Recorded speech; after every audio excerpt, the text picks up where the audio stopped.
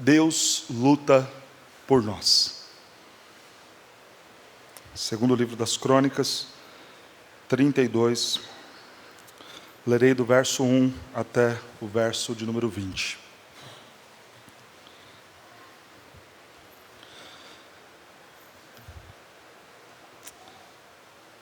Depois destas coisas e desta fidelidade, veio Senaqueribe, rei da Síria, entrou em Judá, acampou-se contra as cidades fortificadas e intentou apoderar-se delas.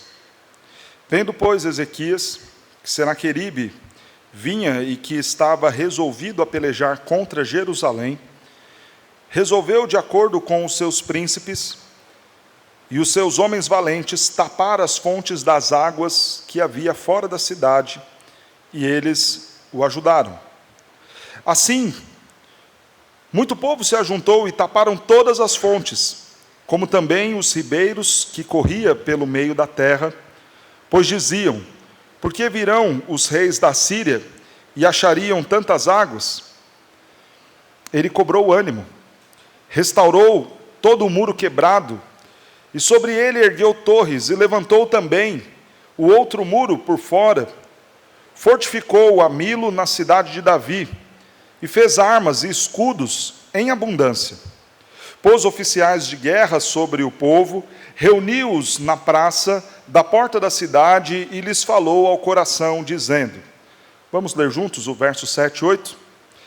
Sede fortes e corajosos, não temais, nem vos assusteis por causa do rei da Síria, nem por causa de toda a multidão que está com ele, porque um há conosco, maior do que todo o que está com ele.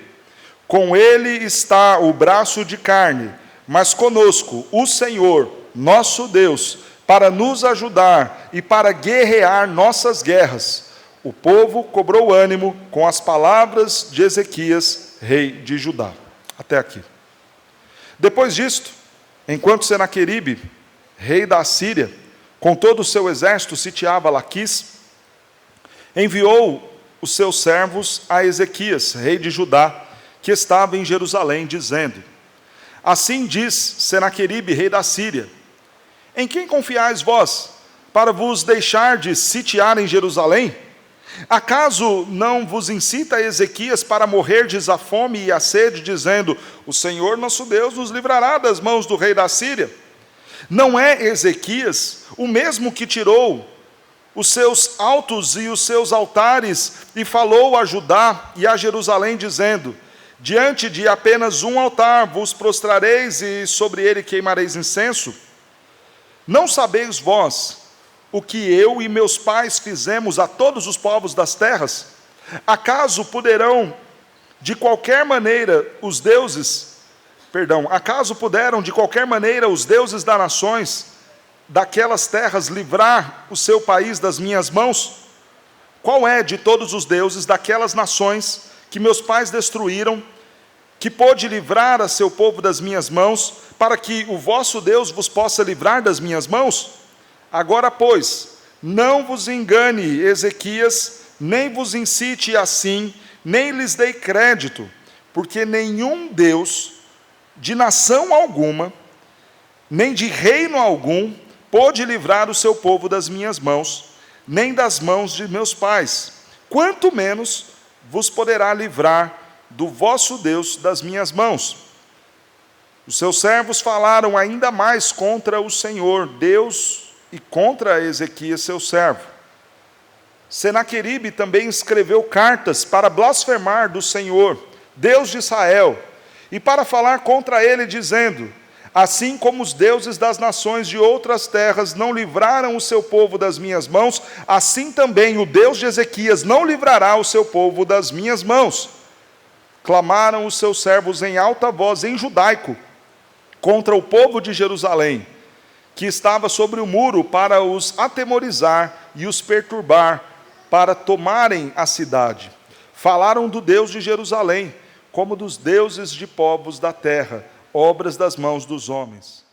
Porém, o rei Ezequias e Isaías, o profeta, filho de Amós, oraram por causa disso e clamaram ao céu.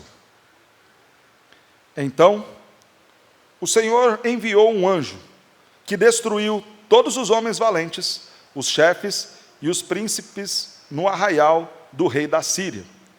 E este, com o rosto coberto de vergonha, voltou para a sua terra.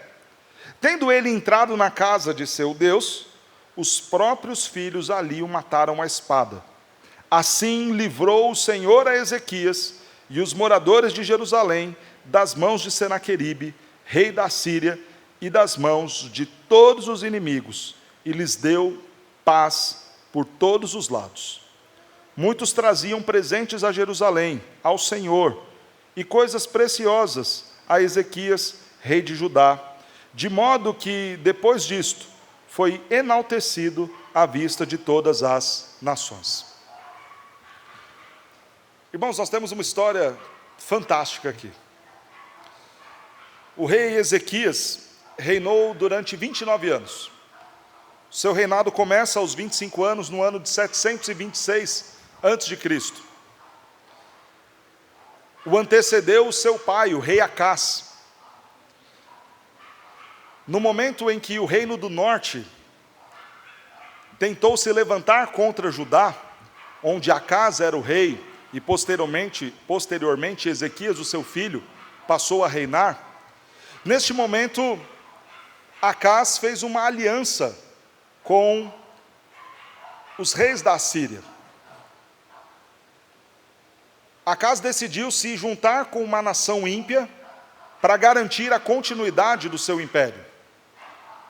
Acás resolveu, então, pagar tributos aos reis da Síria, para que em troca conseguisse ter algum tipo de paz em Jerusalém. Não apenas isso. No momento em que o rei Acás vai se encontrar com o rei assírio, nas terras de Damasco, o rei Acás olha ali os altares dos deuses daqueles povos, dos povos do norte, e leva então para Jerusalém aqueles altares, aqueles ídolos, e dentro dos muros do templo, o rei Acás vai adorar a estes deuses. O que o rei Acás faz é algo abominável. Ele vai apagar o altar do Deus de Israel e acender agora os altares de deuses estranhos dentro do templo do nosso Deus. E passa então a adorar esses deuses ali. O que aconteceu é que aquilo foi a ruína para o rei Acás. Ezequias, o seu filho, de quem lemos a história agora, assume o trono, ainda jovem, 25 anos de idade, e a primeira decisão dele é reabrir o templo, tirar todos os ídolos, todas as imagens, derrubar aquele altar que foi feito para os deuses pagãos e restaurar a ordem de culto. Quando você lê o capítulo 29, 30 e 31 de 2 Crônicas, você vai ver justamente esse período de restauração da adoração em Jerusalém. Ezequias, então, destrói os ídolos, convoca novamente os sacerdotes, os levitas, põe em ordem todas as coisas, inaugura a obra da adoração dentro do templo, celebra a Páscoa com o povo, e depois disto, diz o texto, depois destas coisas, desta fidelidade de Ezequias, veio Senaqueribe, rei da Síria, e entrou em Judá. Aquela aliança que o pai de Ezequias havia feito, Ezequias não continuou. Os assírios são um povo que não amam o nosso Deus, que não temem ao nosso Deus. Nós não faremos aliança com eles.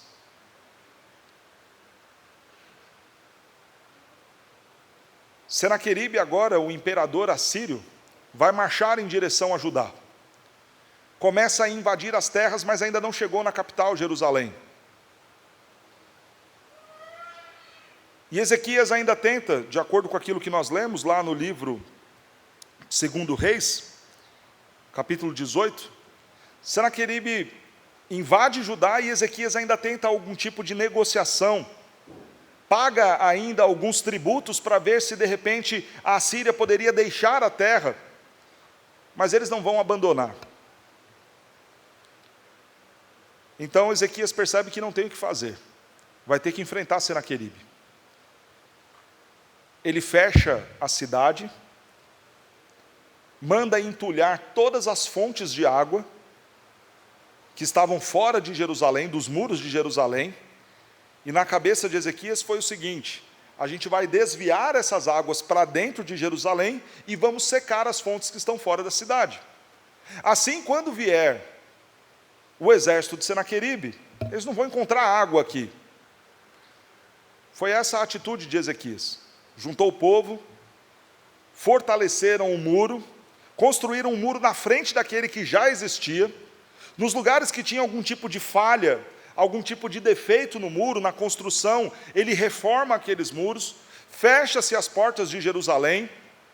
Jerusalém agora está fechada, trancada. Seus moradores não entram mais, não saem mais da cidade. Senaqueribe está em Laquis, um pouco mais ao norte de Jerusalém, mas já dentro das terras de Judá. E fica sabendo disso, que o povo de Jerusalém se fechou, e que estava agora armado, pronto para a batalha. Senaqueribe olha aquilo e fala: eles estão de brincadeira, não é possível. E ele vai mandar então os seus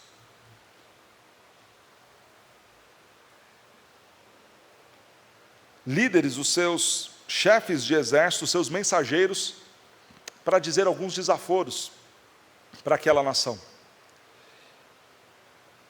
E são coisas assustadoras que Senaqueribe vai falar, que nós lemos aqui do verso 9 até o verso 20. Senaqueribe, àquela altura, juntamente com todo o seu exército, a nação assíria, já havia conquistado muitas terras, muitas nações.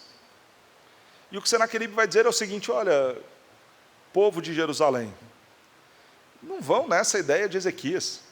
Ezequias está falando que o Deus de vocês vai livrar vocês das minhas mãos. Mas olhem as outras nações. Não houve Deus de nação alguma que pôde me parar e que pôde parar os meus pais. Nós vamos entrar, nós vamos invadir e vamos conquistar vocês, e nenhum Deus, nem muito menos o Deus de Ezequias, vai poder nos parar. Essa é a afronta de Senaqueribe. E ele fala de forma debochada. Se você prestou atenção na leitura, você vê isso. Ele fala: e aí, Ezequias, você acha então que as nações e os deuses das nações que não me pararam, agora você com um só Deus vai me parar? E Senaqueribe sabia daquilo que Ezequias tinha feito, que Ezequias tinha entrado no templo, tirado todos os altares de todos os outros deuses, de todos os outros ídolos, e ficado apenas com o único e verdadeiro Deus, o Deus do seu povo. E Senaqueribe mexe com essa situação também. O Ezequias, talvez você ainda tivesse uma chance com vários deuses lutando ao seu favor, mas não foi você que entrou lá e tirou todos os ídolos, e tirou todos os deuses?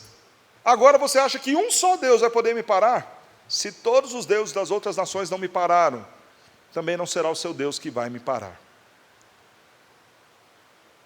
E esta foi a reação de Senaqueribe a esta postura de Ezequias de se fechar e de se armar, se preparar para a batalha. Crônicas não relata, mas o segundo do livro dos Reis vai nos falar, lá no capítulo 19, versos 14 a 19, que Ezequias vai orar ao Senhor.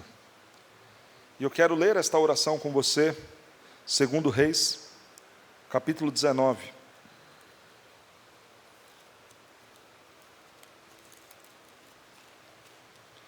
Verso 14, diz assim: tendo Ezequias recebido a carta das mãos dos mensageiros, esta carta que nós acabamos de ler aqui, subiu à casa do Senhor, estendeu-a perante o Senhor, e orou perante o Senhor, dizendo: ó Senhor, Deus de Israel, que estás entronizado acima dos querubins, tu somente és o Deus de todos os reinos da terra, e tu fizeste os céus e a terra. Inclina, ó Senhor, o teu ouvido e ouve. Abre, Senhor, os teus olhos e vê. Ouve todas as palavras de Senaqueribe, as quais ele enviou para afrontar o Deus vivo.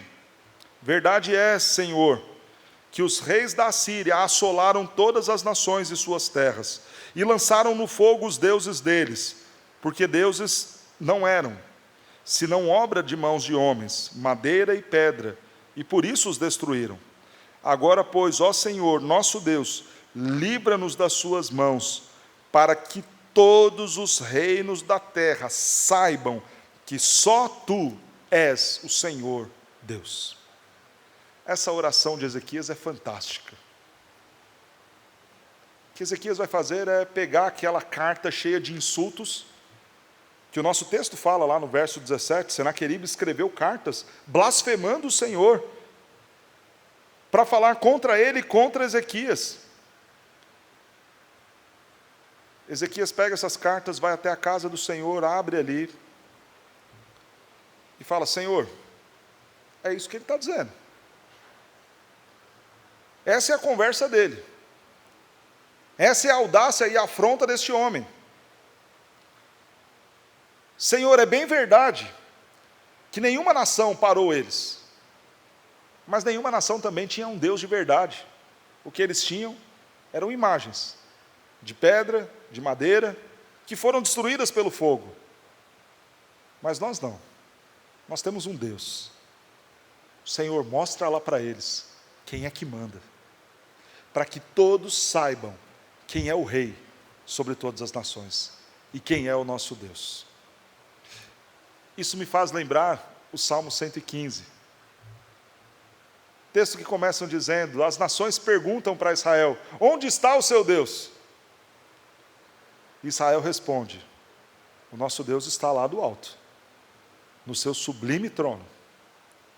Os deuses de vocês são ouro, prata, têm boca, não falam, têm olhos, não veem, têm ouvidos e não ouvem, mas o nosso Deus luta por nós.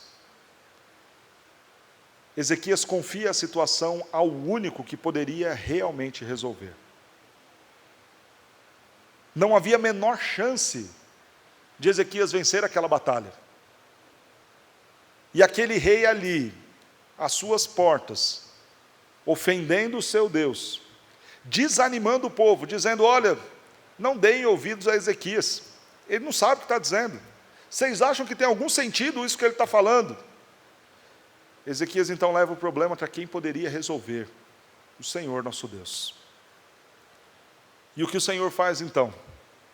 E é fantástico, porque tanto o livro dos reis, como também o livro das crônicas, não colocam absolutamente nada entre a oração e a ação de Deus.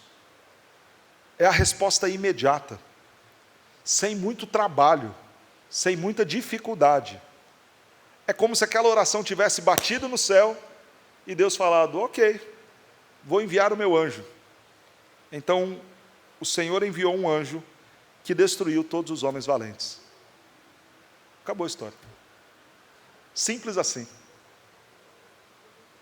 Não é que o Senhor enviou um profeta que falou: vai lá, vai dar tudo certo, e que Deus foi lá e fez alguma coisa, veio uma tempestade, então o exército se animou, pegou as espadas, e Deus fortaleceu eles.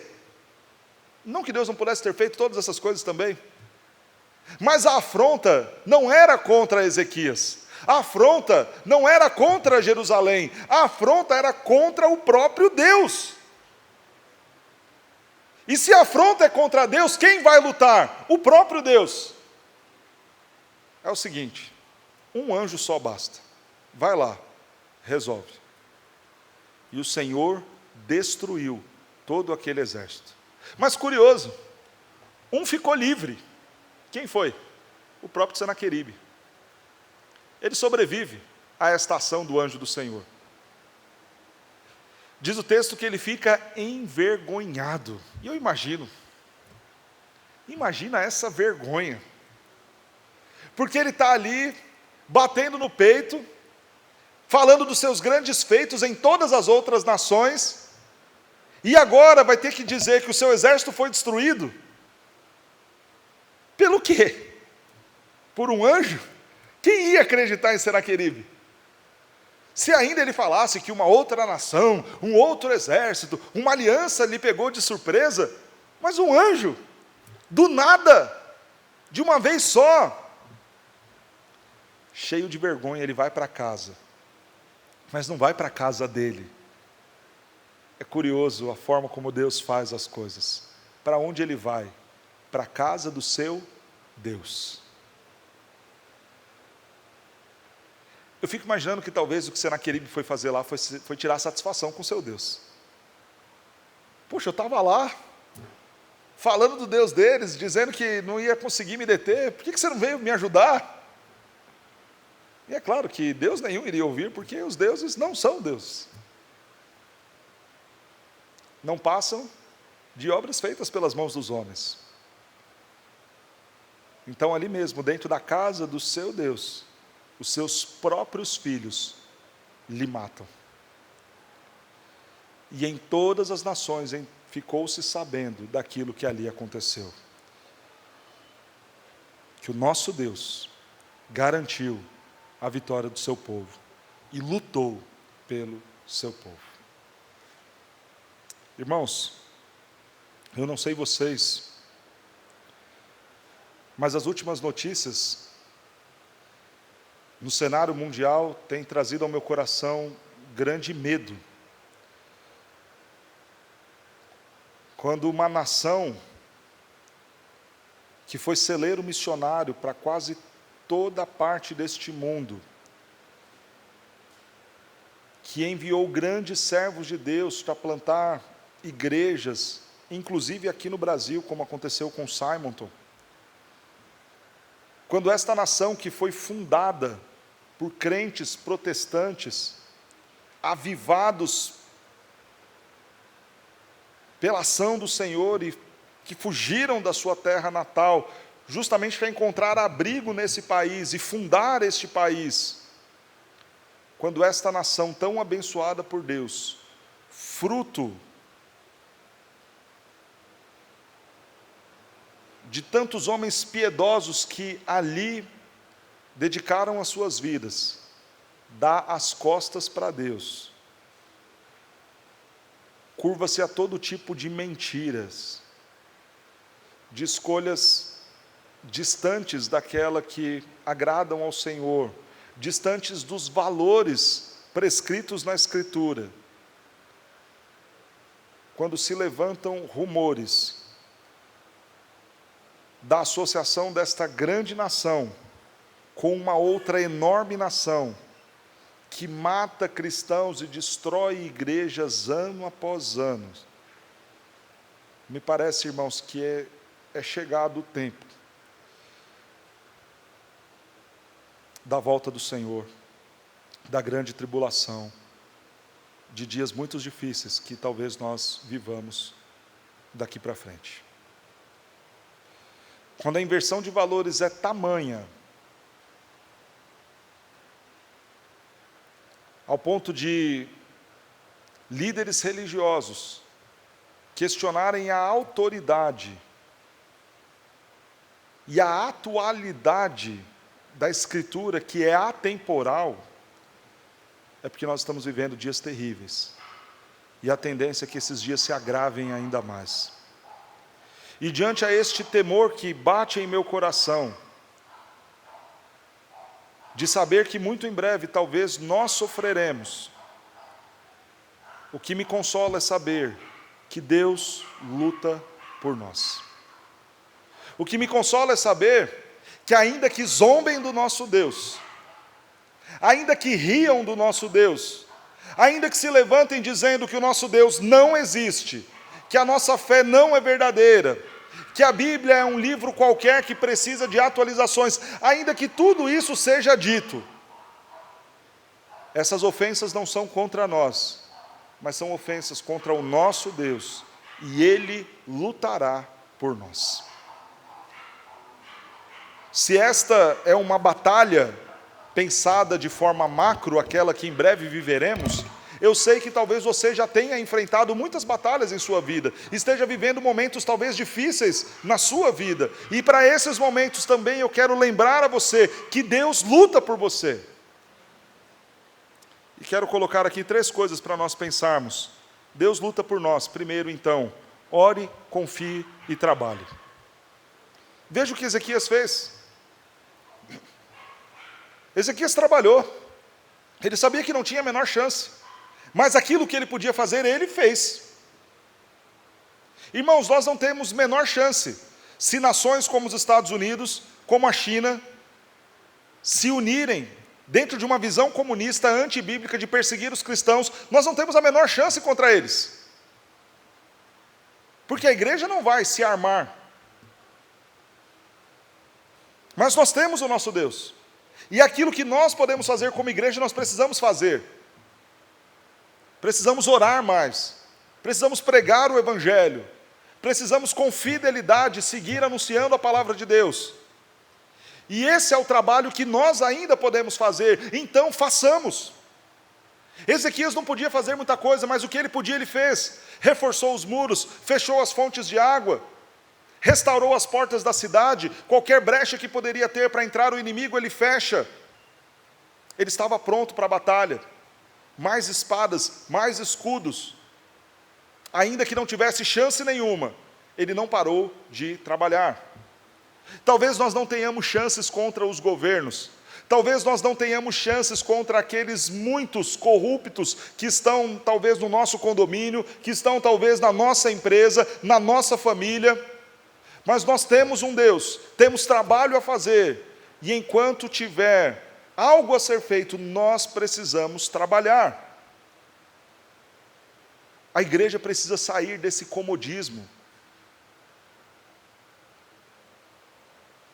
sair desse meio de entretenimento do qual ela tem se apegado com tanta ênfase, com tanto ânimo.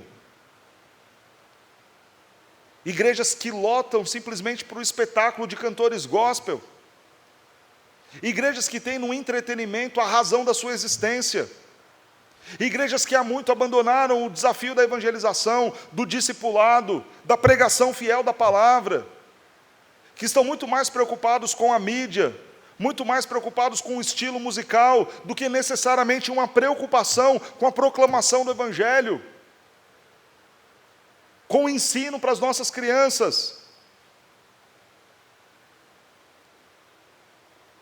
Nós precisamos, não apenas como organização, mas também como crentes que somos, saímos desta vida medíocre de evangelho que temos vivido, que consome tudo aquilo de ruim que o mundo oferece, que cria os seus filhos com valores que são completamente contrários da Escritura, de pais que não se preocupam com aquilo que está entrando nos ouvidos dos seus filhos, que não se preocupam com as muitas ideologias que estão sendo entregues dentro das salas de aulas, com as muitas ideologias que estão sendo comunicadas nos filmes, nos desenhos. E não é mensagem subliminar de coisa do demônio, é coisa escancarada, desvirtuando a mente das nossas crianças, dos nossos adolescentes. Nós precisamos trabalhar mais, nos preocupar mais. Irmãos, a partir do ano que vem nós teremos um pastor aqui na igreja, contratado para cuidar de uma área específica, a escola bíblica dominical.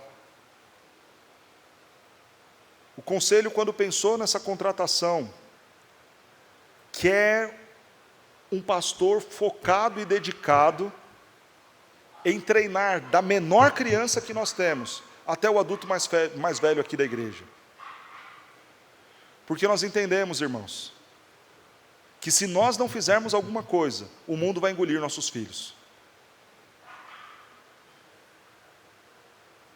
É triste aquilo que a gente tem ouvido. E eu tenho trabalhado, irmãos, na área da educação há 2 anos, e aquilo que eu ouço os pais, os professores compartilharem do que tem sido ensinado nas escolas, é de dar nojo. Aquilo que nós temos visto na grande mídia o tempo todo, incentivando e falando. Se nós não nos movimentarmos para educar biblicamente os nossos filhos, eles vão se perder. eles estão sendo doutrinados sistematicamente dentro de uma visão antibíblica.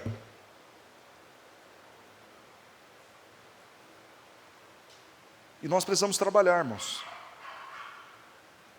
É claro que talvez nós não sejamos maiores do que muitas dessas grandes mídias que estão trabalhando, desses governos que estão trabalhando. Mas nós precisamos ser mais relevantes dentro de casa, como fez Ezequias. Eu posso não conseguir salvar Judá inteiro, mas Jerusalém, a minha casa, a gente vai garantir. A gente vai trabalhar por ela, e vamos confiar no Senhor, e vamos orar ao Senhor. E o que pudermos fazer, nós vamos fazer. Irmãos, nós precisamos entender que o culto doméstico não é mais apenas uma questão de bem-estar espiritual, é uma questão de salvação para os nossos filhos e para as nossas famílias. Você, pai, que está me ouvindo, você precisa acordar, desliga a porcaria da internet, do Netflix, da Amazon, corta isso e vai dedicar um tempo de leitura da Bíblia com a sua família, porque senão o mundo vai engolir seus filhos, vai acabar com o seu casamento. Nós precisamos acordar, porque a situação está muito grave, irmãos. Precisamos trabalhar, porque tem um exército inimigo à nossa porta. A gente tem que parar com essa vida de crente de faz de conta. E encarar com mais seriedade a vida cristã. Porque senão a gente vai ser engolido. Deus luta por nós, mas a gente tem que trabalhar. A gente tem que orar. Irmãos, olha o que Ezequias fez. Senhor, está aqui, estão zombando de ti. Senhor, eu não tenho forças para lutar contra isso. Mas a luta não é minha, a luta é tua. Porque o filho não é meu, o filho é teu. Porque a família pertence a ti, porque a igreja pertence a ti. Então luta por nós, Senhor. As lutas que a gente não consegue. Nós precisamos fazer isso, irmãos. Orar mais. Não dá para ficar tendo reunião de oração com 5, 6 pessoas, enquanto o mundo está desabando em nosso redor. Enquanto sistematicamente escola, televisão e política estão trabalhando contra a igreja. E você fica dormindo como se nada tivesse acontecendo, como se não tivesse um exército na sua porta. A gente precisa trabalhar, a gente precisa orar mais. A gente precisa fazer isso, irmãos. A gente vai ter vigília dia 27, essa igreja tem que estar lotada. A reunião de oração daqui a pouco, às 6h30, tem que estar todo mundo aqui. Porque só tem uma coisa que a gente pode fazer: pregar o Evangelho, ensinar e orar. Não nos resta outras coisas. Ou a gente acha que se filiando a algum partido A, B, C ou D e virando vereador ou deputado, a gente vai mudar a realidade do nosso país. Não vai. A gente tem visto aqueles que levantam a bandeira como tiro evangélicos, o que estão fazendo? Nada. Nós precisamos encarar e assumir os postos que a igreja tem que assumir. E ter uma vida mais séria com Deus. A gente precisa confiar. Sede fortes, corajosos, não temais, nem vos assusteis por causa do rei da Síria, nem por causa de toda a multidão que está com ele, porque há um conosco, maior do que todo o que está com ele. Ele está com braço de carne, mas nós estamos com o Senhor, o nosso Deus, para nos ajudar, para guerrear as nossas guerras. Essa é a confiança que nós temos que ter. Eles podem ter tudo. Eles podem ter a estrutura da mídia, eles podem ter a estrutura dos governos, a estrutura da educação, mas nós temos o nosso Deus. Vamos orar, vamos trabalhar, vamos confiar. Se não salvarmos o mundo inteiro, salvaremos os nossos, salvaremos das nossas casas, conduziremos os nossos filhos à glória, juntamente conosco, para o louvor do Senhor. Em nome de Jesus. Deus luta por nós. Os nossos inimigos são os inimigos de Deus. Não pense que a luta é contra você, irmão. E não fique se fazendo de vítima aqui e ali. Quando a gente sofre perseguição no trabalho, no condomínio, no bairro, na família, a luta não é contra você, a luta é contra o seu Deus. Os inimigos do povo de Deus são inimigos do próprio Deus. Senaqueribe não estava insultando a Ezequias, estava insultando ao Senhor, por isso que Deus entrou na batalha e venceu. Terceiro aprendizado que nós temos aqui no texto: Deus luta por nós, e Ele faz até mesmo impossíveis para garantir a nossa vitória. Algo me chama muito a atenção aqui. A mesma forma rápida com qual Deus destrói o exército de Senaqueribe é a forma descrita lá em Apocalipse, no capítulo 19, sobre como Deus vai destruir os nossos inimigos. E o texto de Apocalipse fala que lá, no dia da grande batalha, os enviados do dragão, as bestas, todos se reunirão e as nações da terra se reunirão para lutar contra o Senhor, contra o seu povo. Mas diz o texto que Ele, com o abrir da sua boca, destruirá a todos. Nem chance para a batalha vai ter. Não vai ter enfrentamento, homem contra homem. É uma guerra simples, que Deus virá, fará impossíveis e vai destruir. Irmãos,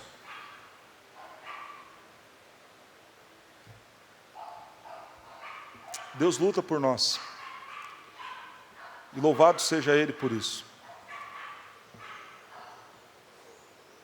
Que nós tenhamos uma postura de maior confiança no Senhor, creiamos nesse impossível que Ele pode fazer, como Ele fez com Ezequias e a nação de Judá. Que nós confiemos, trabalhemos muito mais, oremos muito mais. Eu quero encerrar o nosso sermão dizendo que há um problema gigantesco que eu e você temos e que lutamos todos os dias. E enquanto eu falo aqui, eu fico pensando no meu filho, João Pedro, pensando nesse problema sério que ele enfrenta, que é o problema do pecado. O pecado, irmãos, vai nos contaminando, nos corrompendo, nos cercando de um jeito que por vezes nos vence. E se há um milagre pelo qual talvez você precise clamar agora, é para que o Senhor vença essa luta por você. E se Ele já venceu, porque você já creu em Cristo Jesus, e os méritos da vitória dEle na cruz do Calvário já fizeram sentido na sua vida, louvado seja Deus por isso, comece a orar então para que esta verdade que já é real na sua vida, seja real também na vida daqueles que você ama. E por isso que eu penso no meu filho agora, que está ali dormindo, mas que ainda não é vitorioso, porque ainda não creu no Senhor Jesus, não recebeu como seu Salvador. E o meu desejo sincero é que este milagre da fé, Deus produza no coração dos meus filhos. Deus produza no coração dos meus amigos que não são crentes. Deus produza na vida daqueles que são seus familiares que ainda não amaram ao Senhor Jesus. Que Ele vença essa batalha do pecado. Que Ele faça o impossível da fé na vida dessas pessoas. Transforme essas pessoas. Para que nesta grande batalha, nós, juntamente com eles, estejamos ali, fortalecidos, firmados no Senhor, que lutará por nós.